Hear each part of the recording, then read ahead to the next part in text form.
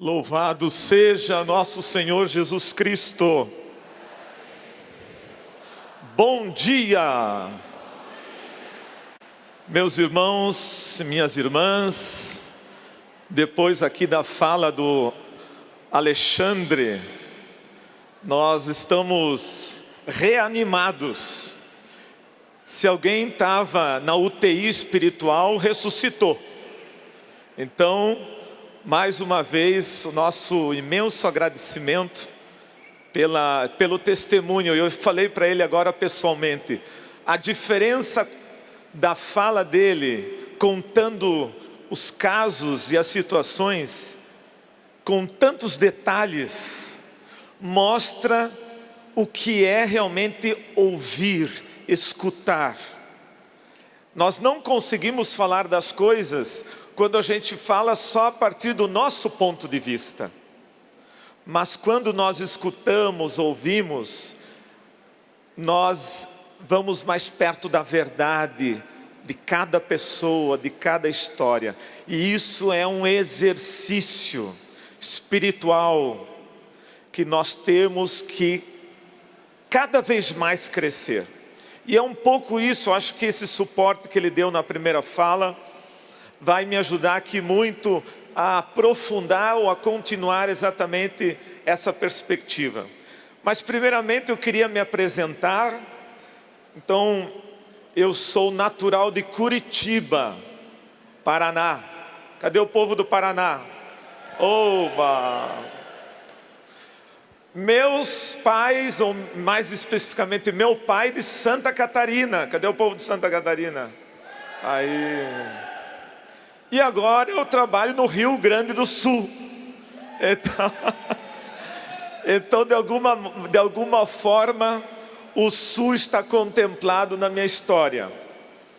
Tanto que no meu brasão, eu coloquei um pouco dessa história. Já foi falado aqui também a questão da defesa da vida.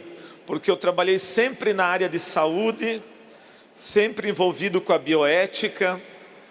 E de alguma forma as paróquias onde eu trabalhei, todas tinham hospitais também.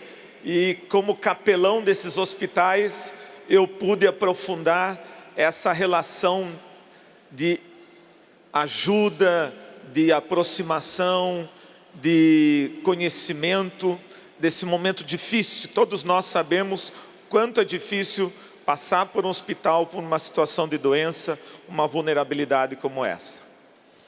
E depois acabei trabalhando também com pessoas com deficiência em Curitiba, uma pastoral com pessoas com deficiência. Fui estudar bioética, teologia moral em Roma, voltando para Curitiba como professor, como pároco. Acabei sendo eleito então pelo Papa para ir trabalhar no Rio Grande do Sul. O povo do Paraná perguntava assim, onde você vai trabalhar como bispo? Rio Grande. Tá, mas que lugar do Rio Grande? Rio Grande. Mas aonde no Rio Grande? Rio Grande. Então, o estado do Rio Grande tem a cidade do Rio Grande. São duas coisas diferentes. E eu me orgulho muito de estar na diocese mais meridional do Brasil, lá no dedão do pé. Quando a pessoa não se localiza, eu pergunto, vocês já ouviram falar do Oiapoque ao Chuí? Eu estou no Chuí. Então o Chuí faz parte exatamente a fronteira do Brasil com o Uruguai. De um lado eu tenho as águas doces da Lagoa dos Patos, Lagoa Mirim, e de outro lado eu tenho o oceano. Na minha diocese está a maior praia do mundo. Estamos no livro do Guinness. São 230 quilômetros ininterruptos de praia. Está lá, estão todos convidados aí, cabe todo mundo lá. Pode vir. Mas é uma diocese que eu amo muito, uma terra bonita, pessoas muito acolhedoras e que hoje é a minha casa, é a minha família, é onde Deus escolheu para eu estar, e eu estou lá por inteiro. Então, em primeiro lugar é minha diocese, e agora estou servindo também as famílias, mas a minha diocese é a minha casa, é a minha família. Então eu agradeço muito ao povo do Rio Grande que me acolheu lá. E é isso que nós queremos falar. Onde é a nossa casa? E onde é a nossa casa, que a pergunta do tema deste evento nos impulsiona. A família, como vai? Lá na sua casa, lá onde você mora, onde você atua, na sua comunidade. Eu queria que nesse momento todo mundo lá no seu lugar, na sua comunidade, lembre da sua comunidade, lembre da sua família, lembre da sua igreja, aonde você participa, das pessoas que você ama e que amam você. É ali que tudo acontece, é ali que o belo se torna mais belo, ali que o menos se torna mais. Então essa reunião que nós temos aqui, essa assembleia, esse povo de Deus reunido, esta eclésia, ela só pode existir porque nós temos um local onde nós professamos a fé. E esse local onde professamos a fé é o local onde Deus escolheu para cada um de nós sermos seus discípulos. Não existe um cristão da Igreja Universal. A Igreja Universal ela está localizada, começando no coração, na família, naquela comunidade. E ela então se torna universal porque todos somos uma única família. Mas nós precisamos investir com coragem, com determinação, lá onde eu estou. Amar profundamente esta comunidade, porque foi ali que Deus escolheu para você ser discípulo, ser discípula, ser casal, constituir sua família, ter dignidade no seu trabalho. É ali. Então, coragem. A pastoral familiar é a maior força que a igreja tem como processo de evangelização. Não tem um caminho mais seguro, não tem um caminho mais bonito do que evangelizar pela família. E nós queremos aqui dar mais esse passo, que é acreditar numa evangelização em saída, ir ao encontro das pessoas, como muito bem foi falado aqui. E nesse encontro das pessoas, olhar olho no olho, senti-las, abraçá-las, conhecer os seus nomes. Um trabalho personalizado, um amor fraterno. Aí sim nós vamos começar a fortalecer. Então, meus caros, a família como vai? Essa família, nós temos que investir nela. Vamos ver se funciona aqui. Eu gostaria de chamar a atenção sobre esse tema, porque quando nós falamos que em família defendemos a vida, nós estamos propondo um projeto, uma ação. É uma proposta mesmo, um agir. Mas para nós defendermos a vida, nós vamos enfrentar um clima, um modo de ser hoje na sociedade. Alguns autores chamam que estamos vivendo a sociedade do cansaço. E exatamente é isso que nos desfoca do mais importante. Somos cobrados em tudo, hoje exige competência em tudo. Eu trabalho na Universidade de Pelotas, Católica de Pelotas, e a gente vê os jovens, os adolescentes quase chegando na universidade, com muita dúvida do que vão fazer, e quando entram num curso, mudam constantemente de cursos porque não era aquilo, e são cobrados. Todo mundo hoje vive numa competitividade neurótica, e isso está cansando as pessoas, e o cansaço nos adoece, o cansaço nos engessa, inclusive na nossa pastoral. E temos que cuidar dos nossos cuidadores. Esse é um ponto fundamental, porque eu posso ter as melhores lideranças na pastoral familiar, eu posso ter os casais mais incríveis, mais inteligentes, mais dispostos, mas se eles entrarem num burnout, como se fala, num cansaço, num esgotamento, então nós vamos ter o nosso trabalho comprometido. Precisamos começar a cuidar dos nossos cuidadores, cuidar dos nossos casais, cuidar das nossas famílias. E essa sociedade do cansaço, ela acima de tudo, é uma sociedade que leva à tristeza. Leva a uma tristeza, a tristeza, o Papa Francisco vem falando isso constantemente. Não é por menos que ele escreveu Alegria do Evangelho. O tema alegria é urgente, é urgente. Não é uma alegria mundana que estamos falando. Não é essa alegria passageira, mas é aquela alegria que vem de Jesus Cristo, que constrói e reconstrói pessoas, que traz novamente dignidade para elas. É a alegria que o Alexandre aqui expressou, é a alegria das fotos que nós vimos, das pessoas sendo plenamente pessoas. Essa alegria nós precisamos cultivar, nós precisamos exercitar. Eu já visitei todas as comunidades da minha diocese desde que eu entrei no trabalho pastoral lá. E tenho visto constantemente lideranças cansadas, desanimadas. E aquela bendita frase, aqui sempre foi assim.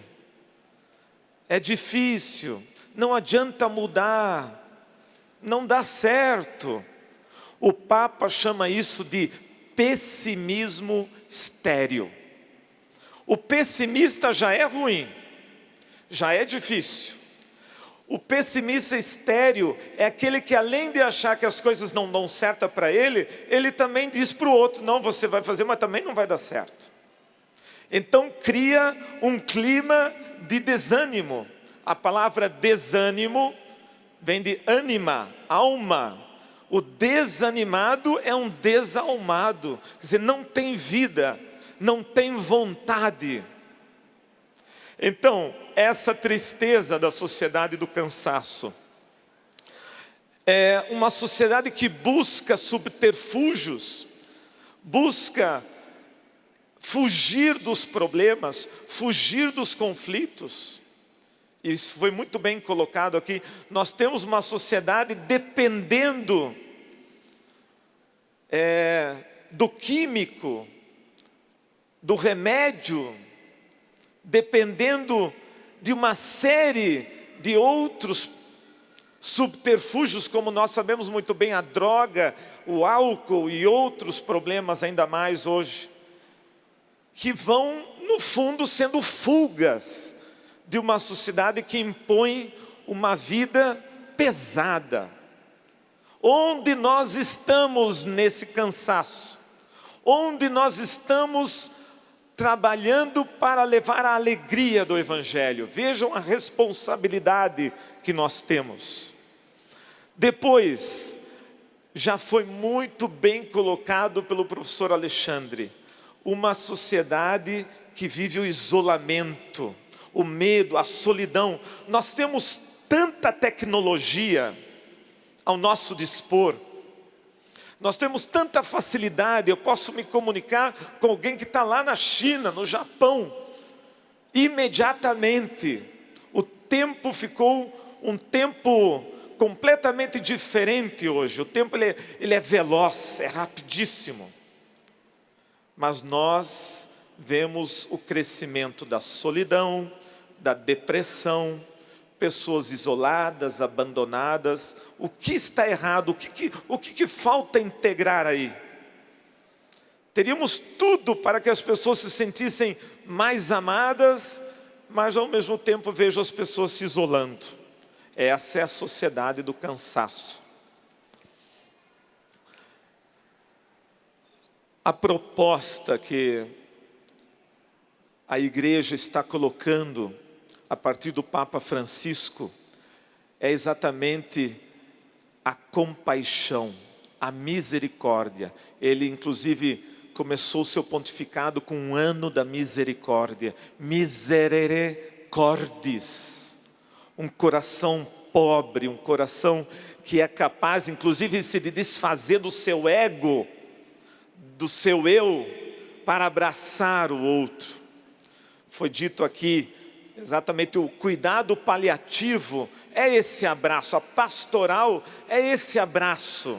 Não um abraço protetor no sentido de dependência, mas um abraço do cuidado, desde a concepção até o fim natural. Então, pensar na família defendendo a vida é pensar na família que cuida dos seus, que se preocupa com os seus, que ama os seus e que os compreende nas suas reais necessidades. Isso não é fácil, porque nós cristãos não temos uma redoma que nos protege desse ar do cansaço que estamos respirando. O único caminho que temos, a única fórmula possível, a única solução viável é a fé em Jesus Cristo e o compromisso com tudo que Ele nos ensinou. Se somos discípulos missionários, não pode ser da boca para fora. O mundo do cansaço não tem mais lugar para discursos vazios. O mundo do cansaço está caído, desanimado, precisa de mãos que levantem, precisa de abraços que dê suporte, precisa de presença, não de discursos. E presença, nós sempre dizemos, não temos tempo, eu tenho tanta coisa para fazer, eu tenho tantos compromissos para dar conta, eu não tenho tempo. Sociedade do cansaço, não temos tempo de ser o que somos. Então, não importa a geração, falar em defesa na vida hoje na igreja é falar desde o momento da concepção, significa na explosão de vida divina na vida humana, até o último suspiro, o ruá que no hebraico é o ruá que deu o espírito, a vida para o homem, para a mulher, o sopro de criação de Deus, até esse último suspiro que Deus nos dá, a nossa vida ela é por inteira. Não podemos quebrar, compartimentalizar ou simplesmente dizer que só alguns momentos da vida são importantes. A pessoa, ela é inteira e nós, infelizmente, temos, inclusive na nossa pastoral, essa tendência de fazer tudo em gavetinhas, compartimentalizado, separado, e vamos assumindo uma pastoral quebrada. Valoriza grupos, valoriza situações, mas não temos mais domínio sobre esse todo do ser humano. Cuidado, minha gente, cuidado com a visão de pessoa que está impulsionando o seu trabalho. Se tivermos uma visão errada de pessoa, o nosso trabalho vai ser desastroso. Se tivermos uma visão errada de igreja, nosso trabalho também pode ser comprometedor. Se tivermos uma visão errada de Jesus Cristo, de Deus, nós poderemos estar fazendo mais mal do que bem. Então, o discernimento é fundamental para entendermos essa integralidade do ser humano. Integralidade é a palavra fundamental. A partir disso, é que nós queremos, olhando esse casal, essa criança, queremos nos comprometer com essa defesa da vida integral. Uma vida que vale a pena. E essa é a pergunta que nós fazemos. Como vai as nossas famílias? E quando fazemos a pergunta como vai as nossas famílias, no fundo, nós estamos fazendo a pergunta, para onde queremos ir como família? Queria lembrar 3 casos. Todos lembram desses 3 casos? Caso Isabela Nardoni, 2008. O caso Bernardo, 2014. E o caso da escola em Suzano, que foi esse ano. 3 tragédias que têm tudo a ver com família, com a sociedade do cansaço, com o individualismo, com a falta de acompanhamento dos filhos, com a desestruturação familiar. Onde nós estávamos? Quando a pergunta que eu sempre faço nas tragédias, onde nós estávamos, cristãos, católicos? O que faltou da nossa parte? Onde estamos nos omitindo no acompanhamento das famílias? Sempre os sinais, eles aparecem. Eu estou fazendo um levantamento na minha diocese, sobre a questão do suicídio. Tem uma região da minha diocese que tem um alto índice de suicídio entre jovens. Queremos saber por que esses jovens estão se suicidando. Por que é um índice mais alto? Temos no Rio Grande e em Porto Alegre um dos maiores índices de infecção do vírus HIV do Brasil. Por que isso está acontecendo? Nós temos que estudar, nós temos que nos preparar, temos que acordar que isso tem a ver conosco. Nós temos que participar, inclusive, das políticas públicas que dão possibilidade de responder a essas demandas. Onde nós estamos? Nos conselhos municipais das nossas cidades, onde nós estamos nos conselhos tutelares. Se a nossa espiritualidade for alienada, completamente descomprometida, nós vamos ficar como espectadores, sentados e dizendo, oh, meu Deus, que tragédia, coitados, puxa, vamos rezar por eles, puxa, mãezinha nossa. Muito bem, isso não é compaixão, isso é omissão. Não podemos nós cristãos ficarmos como espectadores das tragédias do mundo.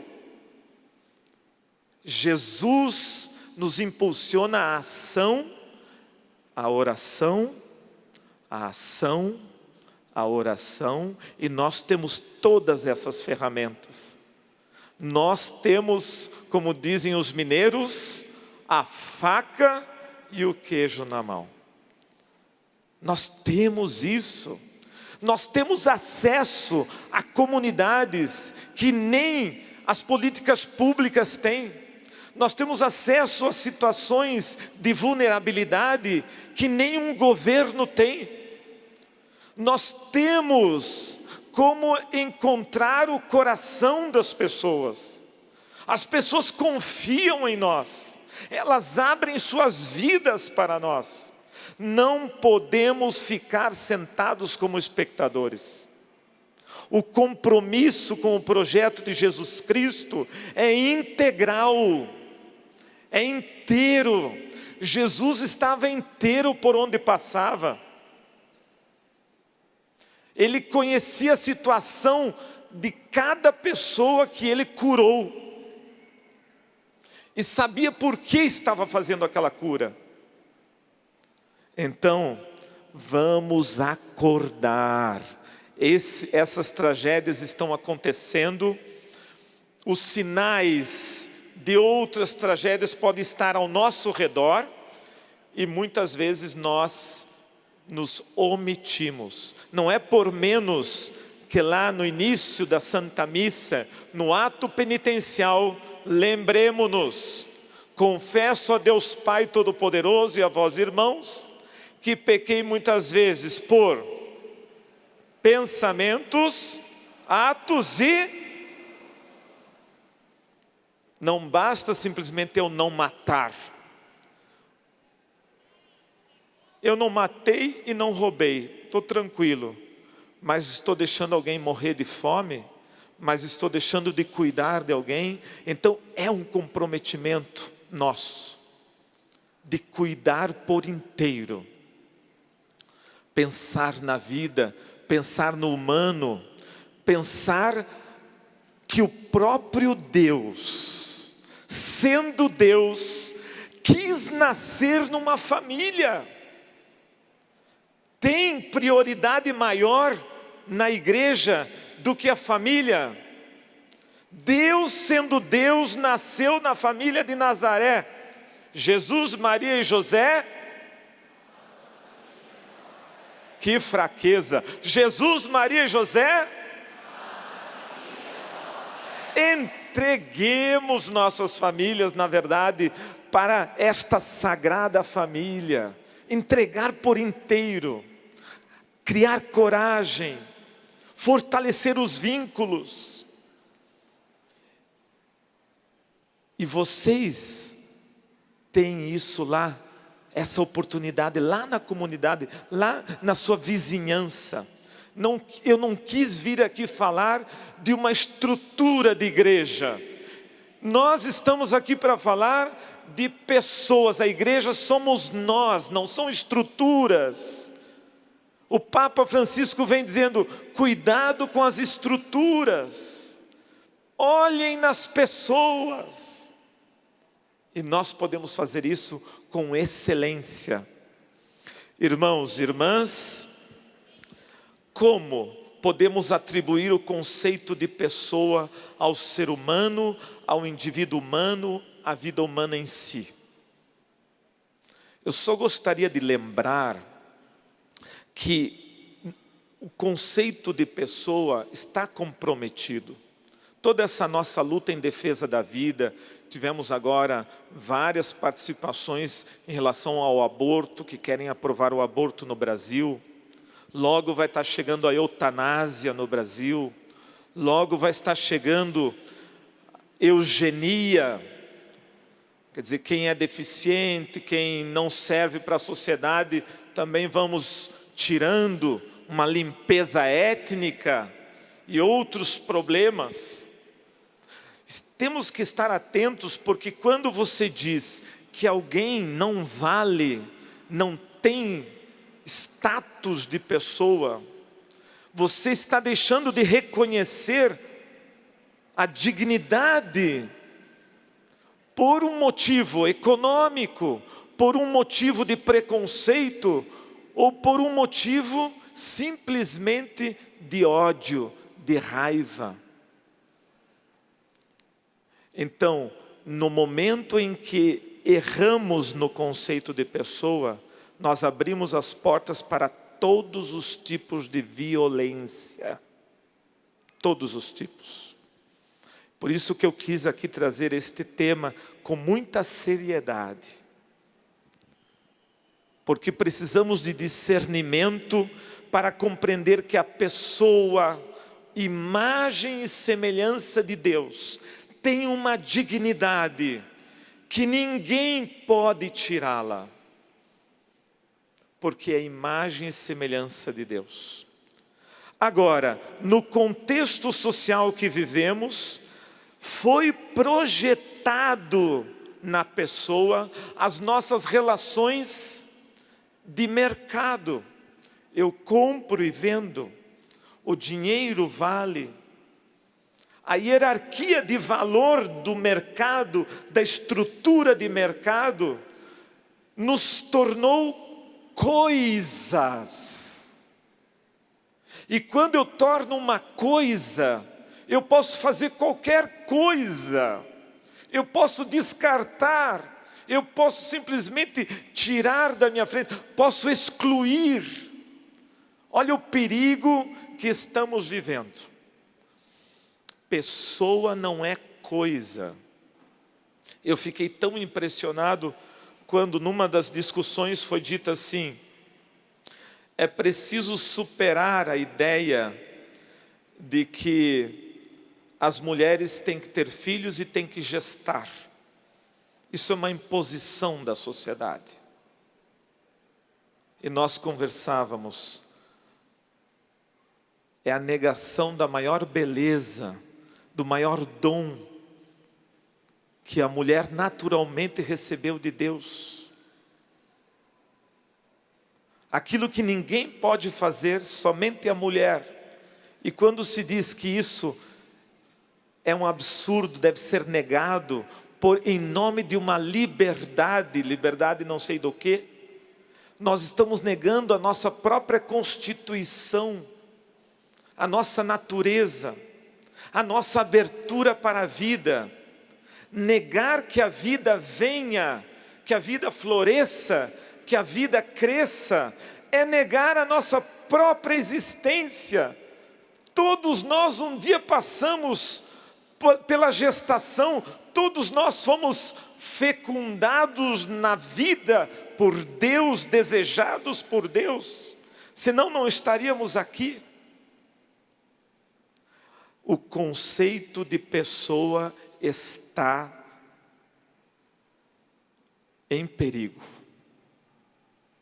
Só isso que eu gostaria de dizer para vocês, para começarmos a estar mais atentos, porque eu tenho visto e ouvido muito cristão com discursos contra a vida, em nome de uma liberdade, em nome de uma autonomia, em nome de uma vontade própria. Se nós formos por esse caminho, então nós não vamos poder dizer que a vida ela é integral. Não vamos poder dizer que todos somos iguais. Não vamos poder garantir direitos. Porque então há diferenças entre nós. Alguns têm uma natureza que merecem viver e outros têm uma natureza que merecem morrer. Olha que seriedade isso. Pessoa, gerações, nossos pais, nossos avós, nossos bisavós. Fiquei tão feliz das imagens que foram trazidas pelo Alexandre, mostrando, né, 3 gerações praticamente, tataravô, bisavô, com a criança. Todos vocês sonham, até porque uma bela oração que tem no dia do matrimônio, que possam ver os filhos de seus filhos. É uma das frases mais lindas do sacramento do matrimônio. Que possam ver os filhos de seus filhos. Quem não sonha com isso? Quem não sonha ver as gerações? Isso faz parte da bondade e do amor de Deus que nos permite ser co-criadores com Ele. Manter a sua vida divina através da nossa natureza humana. Nós somos capazes de vida, de gerar vida. Como podemos dizer não a isso? Ou estamos ficando muito doentes, insanos, ou realmente o mundo não tem mais perspectiva. Agora, no momento em que você compreende que cada um vem ao mundo desejado e amado por Deus, pensado num projeto de Deus, e podemos ser colaboradores do Criador na obra da criação, na história da salvação, no projeto divino de amor. Cada um de nós é fruto desse amor. Então há uma explosão de alegria, de vida, de entusiasmo. E começamos a superar essa ideia do ser humano como coisa, como objeto de venda e de troca. E começamos a respeitar o outro pelo que ele é, não pelo que ele tem. É um exercício difícil, mas nós temos que mostrar que isso é possível. A nossa fala não pode ser vazia, ela tem que ser fruto do Evangelho, da boa nova. E a boa nova é que Jesus nos deu a vida, ressuscitado, a vida plena. Eu vim para que todos tenham vida e tenham vida em abundância. Essa é a proposta da criação. Queridos irmãos e irmãs, crer e pensar. Como nós podemos unir a nossa fé e a nossa ação? Foi já muito bem colocado sobre a compaixão, que é compadecer-se, cuidar, aproximar, curar, melhorar. Todos os atos humanos de cuidado, de interesse pelo outro, nós temos que exercitar nas nossas comunidades. Quantas vezes você entrou dentro de uma igreja, participou de uma missa e saiu da missa sem sequer olhar quem estava do seu lado? Pensem nisso. Quantas vezes nós, eu inclusive, celebrando uma missa, eu pensava, meu Deus, quem é esse povo que está lá, nunca vi. E eu queria às vezes conversar com essas pessoas, mas não dava tempo, elas saíam, terminava, a bênção já saiu. Então, muitas vezes as nossas comunidades não estão sendo o lugar de encontro, de afeto como deveriam ser. Se não assumirmos essa igreja plenamente humana, plenamente divina, mas que tenha afetividade, ela não vai ter efetividade. O afeto dentro de casa é fundamental, nós sabemos disso, mas também dentro das nossas comunidades. Esse melhorar, curar, proteger, tem a ver com o ser cristão, tem a ver com Jesus Cristo, tem a ver com a proposta que Ele nos dá. Então, eu trago aqui uma perspectiva do Monsenhor Sgreccia, que é um grande bioeticista. Ele tem esse termo, unitotalidade, para superar a fragmentalidade da pessoa. Eu sou coisa, eu posso ter um valor, ter menos valor, dependendo do status que eu tenho. Isso não é ser humano, isso não é a proposta de Deus. A proposta de Deus, de Jesus Cristo, é a pessoa inteira, integral, única. Porque não tem ninguém igual a nós no mundo inteiro. Quando nós fomos concebidos, somos únicos e somos totais. Não tem meia pessoa. Deus não soprou metade de vida para uma pessoa. Não deu uma meia alma para a pessoa. Somos inteiros. Somos inteiros. O ser humano é uma pessoa. Ele não se torna uma pessoa. Ele é. Ser pessoal pertence à ordem ontológica. substância, inteireza, plenitude. Não é uma condição a ser conquistada de acordo com a capacidade. Nós somos já, desde o momento da concepção, inteiramente pessoas. Se não acreditarmos nisso, e não devemos acreditar por uma questão de fé somente, porque a própria ciência nos diz isso. Nós não estamos indo contra a ciência quando dizemos isso. O concebido, o nascituro e o idoso, o que está lá numa UTI, podem ser desconsiderados como pessoas, podem ser desconsiderados como dignidade quando não se vê neles uma história, quando eles são só um número, ou quando são só um uso. Quero usar as células tronco desse embrião, então ele não é pessoa, porque eu preciso das células tronco. Eu preciso da herança desse idoso, porque estão precisando de dinheiro na família, então que ele morra logo. Olha o quanto isso é sério e o quanto ainda nós precisamos caminhar. A crise do conceito de pessoa, a crise do sentido de sexualidade, a crise do sentido da vida, nos remete, nos impulsiona a respondermos com coragem, com determinação, como um ato de fé, como uma profissão de fé. O ser humano é gerado e amado primeiramente por Deus. E a vida é uma vida com V maiúsculo. É a vida de Cristo.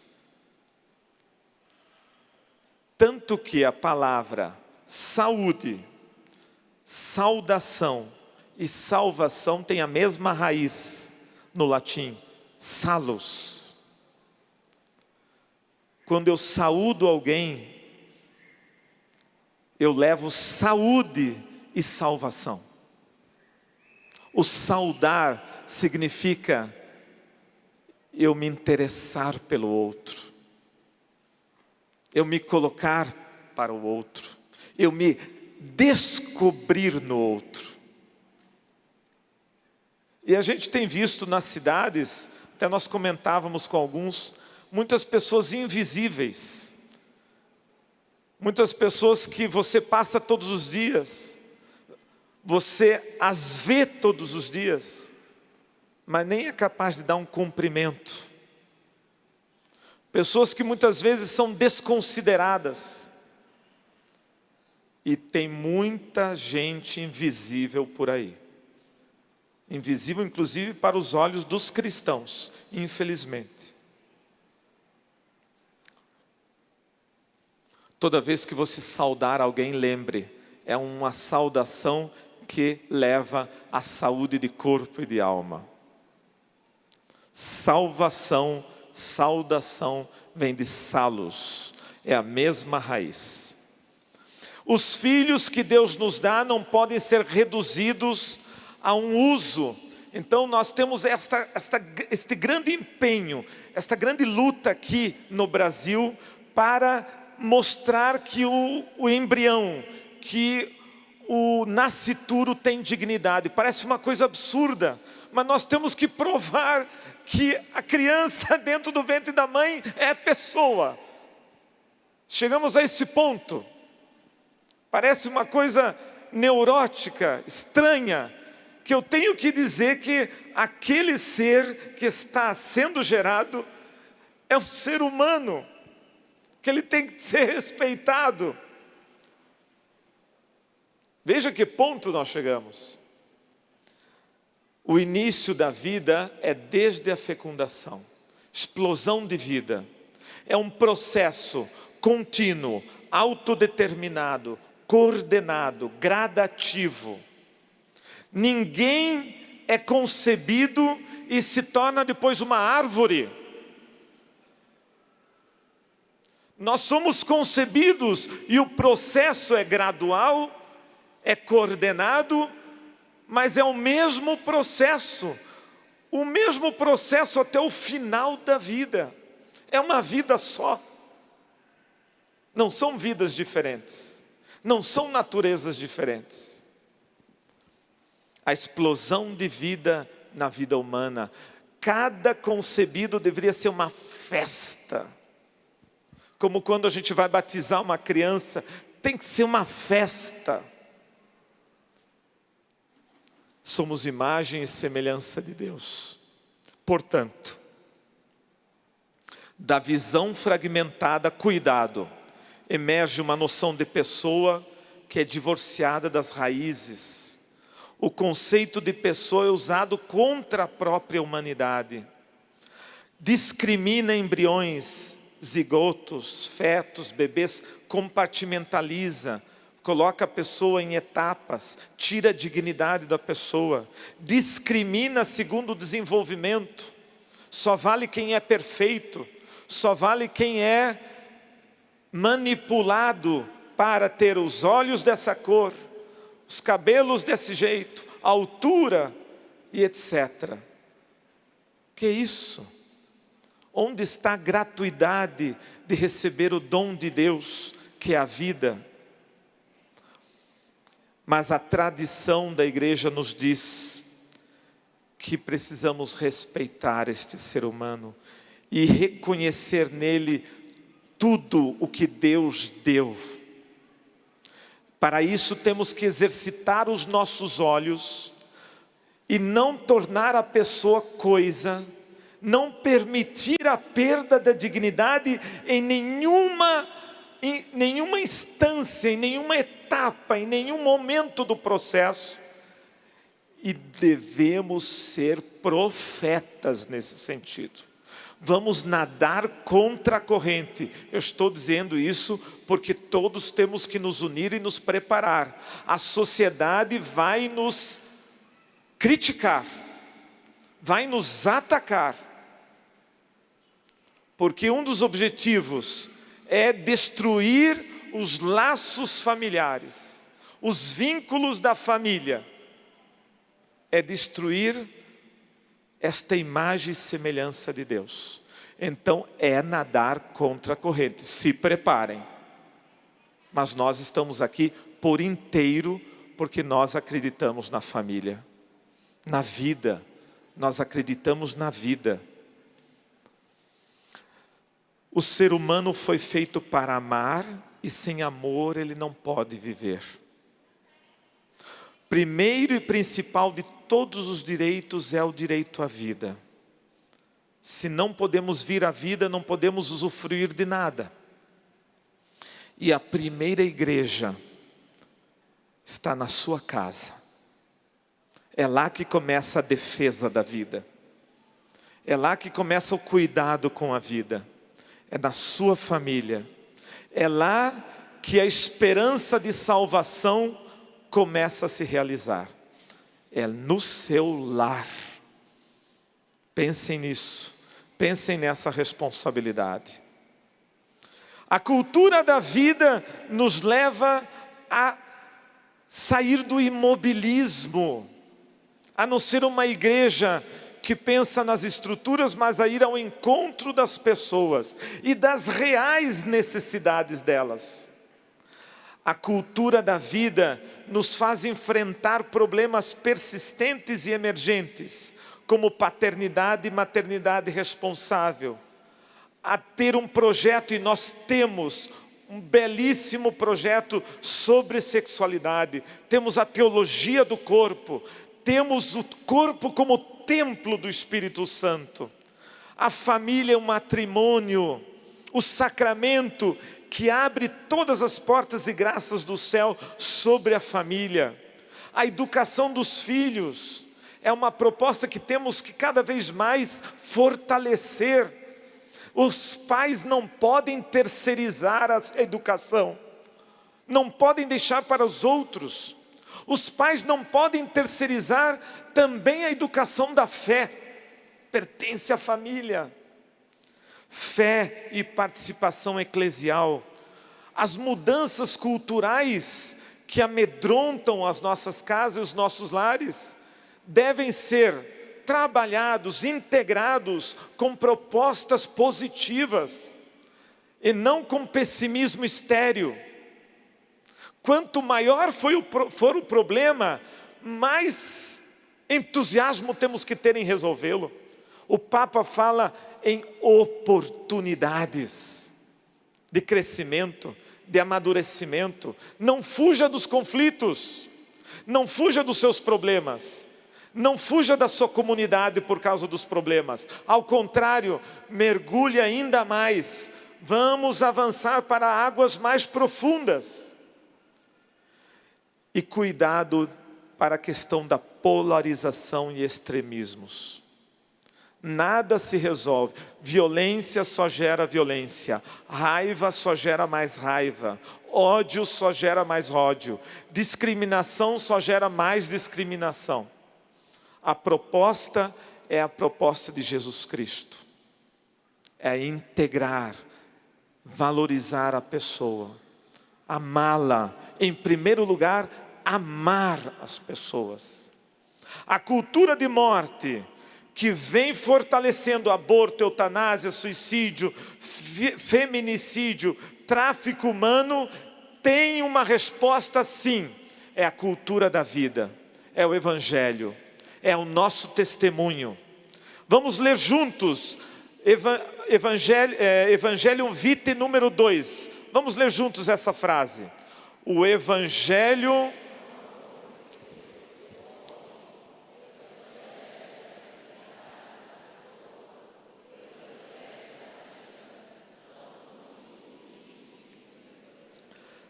Então, meus caros casais, famílias, agentes da pastoral familiar, viúvos, viúvas, jovens, crianças, o maior evangelho é o nosso testemunho, é o amor à nossa família. Esse evangelho ninguém pode tirar, ninguém pode destruir. Amar a família. Tinha um jovem que ele falou um dia para mim que tinha vergonha do pai e da mãe. E depois fomos fazendo todo um trabalho com jovens, com o grupo de jovens. Trabalhamos as raízes, a importância da nossa história, o porquê somos assim. E eu disse para ele, você pode ter a família mais complicada, mais estranha, mais difícil possível, mas é a tua família. Se não começar a amar essa família, você não vai amar nada. É ali que Deus me colocou. É ali que Deus me deu a oportunidade de aprender. É com essa família que eu tenho. Então, é indivisível o Evangelho da vida. E é isso que nós acreditamos. Na vida que nasce. Cada criança que nasce é uma esperança. Cada casal que se apaixona é uma festa. Cada família que se reconstrói, o céu se alegra. Cada casal que se reconcilia, a igreja ganha, cresce. Cada família que caminha mesmo nas dificuldades, testemunha a presença de Deus em nosso meio. Ser família é tudo de bom. Então essa explosão de vida está em nossas mãos e o mundo está com sede, com vontade de acertar, mas às vezes sem rumo. Nós podemos mostrar o que é o verdadeiro amor, porque vocês vivem esse amor. Que não é passageiro, não é transitório, não é interesseiro, é gratuito. Vamos ver esse pequeno vídeo do Papa? Clica lá para mim no play, por favor. La familia es uno de los bienes más preciosos de la humanidad, pero ¿acaso no es el más vulnerable?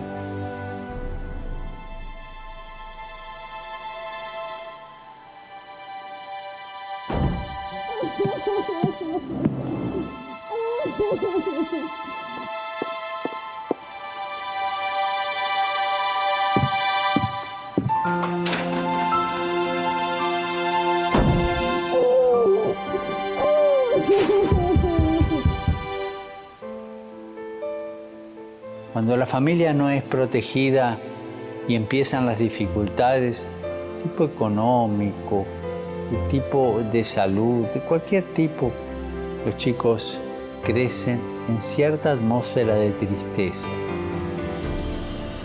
Quiero compartir con vos, con Jesús, mi intención del mes, para que las familias en dificultad reciban los apoyos necesarios y los niños puedan crecer en ambientes sanos y serenos. Vamos dar uma salva de palmas para o Papa Francisco. Viva o Papa Francisco! Um amor, um cuidado pela família. A gente vê lá na Praça São Pedro, ele pega as crianças, abraça, beija. Um amor belíssimo à família. Caros irmãos e irmãs, pastoral familiar, vamos avançar. Não tenhamos medo, porque o que nos impulsiona é o amor. E do amor não se pode ter medo. O amor se vive, se sente. Então, nesta proposta que a Comissão Vida e Família tem, de fortalecer cada vez mais a pastoral familiar, isso só vai acontecer se nós aqui nos comprometermos a sermos missionários, a sairmos ao encontro das famílias mais vulneráveis. Nós podemos fazer isso. Cada um aqui pode fazer algo. Então, não existe nenhuma possibilidade de nossas comunidades crescerem na fé e no amor, se não começarmos pelas famílias. Eu quero agradecer muito a presença dos regionais. Estivemos antes de ontem e ontem reunidos.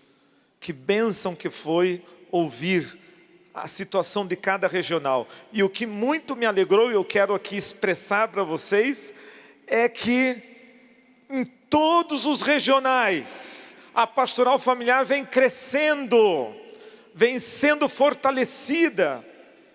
E nós temos que acreditar que é possível, mas porque cada vez mais casais e casais estão se comprometendo a esse trabalho.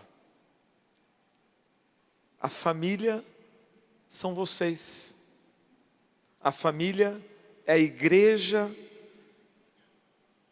é a nossa fé, é a nossa oração, mas também a nossa ação. Eu quero agradecer aos padres assessores dos regionais e das dioceses, que vêm se empenhando em implantar nas paróquias, que é um trabalho com gotas homeopáticas, eu diria. Lento, devagar. Mas quando um casal lá diz sim, é uma beleza.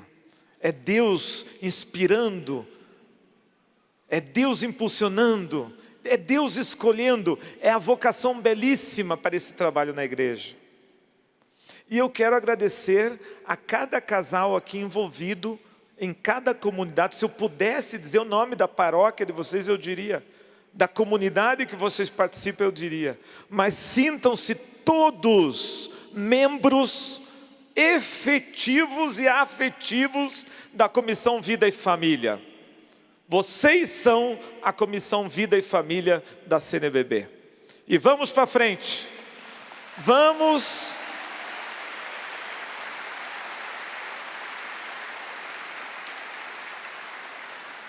Essas palmas são para vocês, para incentivar cada um a, lá na sua comunidade, lá na sua diocese, de fato implantar a pastoral familiar. Muito obrigado pela atenção, contem comigo, agradeço desde já o nosso casal nacional, né? A Kátia e o Luiz, E neles eu agradeço todos os casais que viajaram de longe para estar aqui. E agradeço vocês por estarem plenamente nesse simpósio e nessa peregrinação. Temos muito o que fazer, mas fazer juntos é divino, é melhor e vai dar, não para nós os frutos, mas que Deus possa fazer a semente crescer, colher os frutos e tudo para a sua maior honra e glória. Deus abençoe a todos.